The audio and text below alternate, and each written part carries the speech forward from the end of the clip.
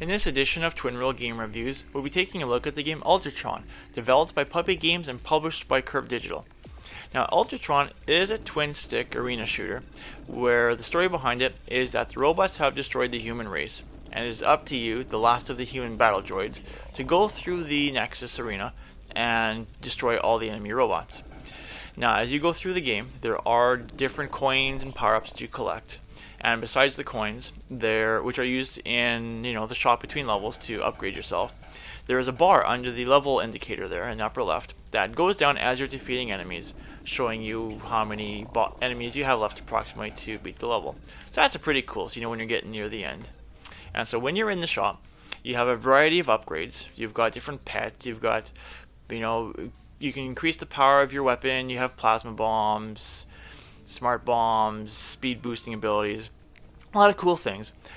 A couple things I don't like though is if you wait long enough while you're looking through and reading stuff, the screen will start to pull and flicker on you, which is a bit of an annoyance. I wish it wouldn't actually do that, but that's just my opinion. Now the game has 40 levels.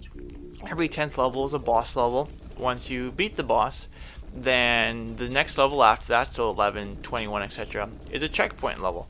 So that way, if you die in the game, you can go back to that level with your highest scored game and keep on playing, which you saw near the beginning when I was picking where to go into.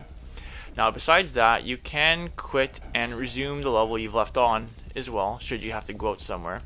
And so just by quitting the game and then coming back, it puts you back onto that level, which is cool. There is a 2-player mode as well. Unfortunately, it's only Pro Controller support. For whatever reason, I don't know why there's no classic controller support. Those have dual analog sticks as well.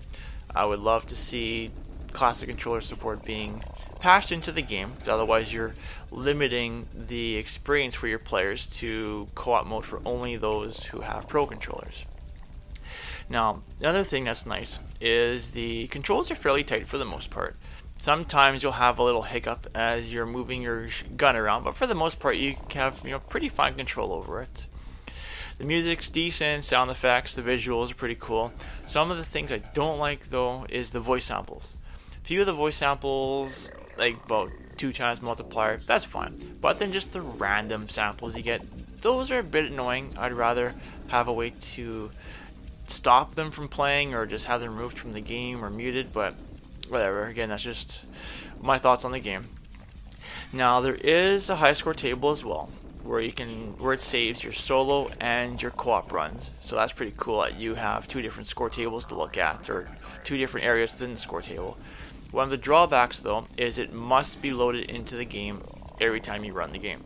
And so if you're having trouble with the internet, then you are not going to be able to get that score table downloaded, and you probably won't be able to update your score onto the score table during that play as well. And another thing is that when you are going through here and you do get the speed boosting ability, that gets assigned to the R button only. So the L, ZL, and ZR, they are all for bombs. So if you're like me and you play with your fingers on the LR and L in the RZ, the ZL and ZR, then when you go to boost, you end up hitting a bomb by mistake.